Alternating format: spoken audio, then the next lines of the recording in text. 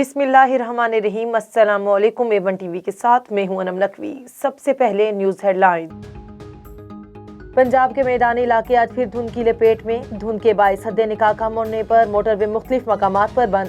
M2 ठोकर नियाज bag से coat मोमिन तक, M3 रजाना से दरखाना, M4 पिंडी भटिया से मुल्तान तक, M5 मुल्तान से सक्खर और लाहौर से सियालकोट, M11 भी बंद कर दी गई। कौमी शाहराह पर भी धुंध के बायस ट्रैफिक सुस्त रवी का शिकार। वादी ज़ियारत में बर्फबारी का सिलसिला फिर शुरू। 1.5 इंच तक बर्फ पड़ने के बाद सर्दी की शिद्दत में इजाफा। गैस गायब। बलोचिस्तान के कई इलाकों में बादल भी बरस पड़े। मरी और कलियात में भी बर्फबारी की पेशगोई। मुल्क के कई इलाकों में बारिशों का इम्कान।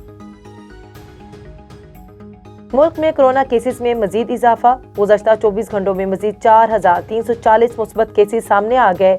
मुस्बत केसेस की शरह 8.71% रही। वायरस से मजीद 7 मरीज जान की बाजी भी हार गए।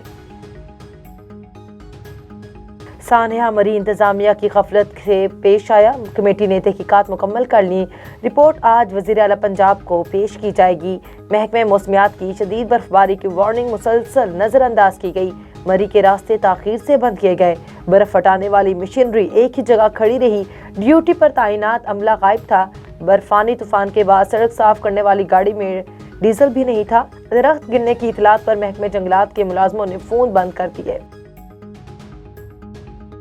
कराची की आयशा मंजिल के करीब घर की तीसरी मंजिल से गिरकर लड़की जान बहक। मुतवफ़िया की शिनाख्त 18 साला तैयबा के नाम से हुई। पुलिस के मुताबिक वाक़या हादसा मालूम होता है। वाक़े के वक्त लड़की के अहले खाना घर पर मौजूद नहीं थे।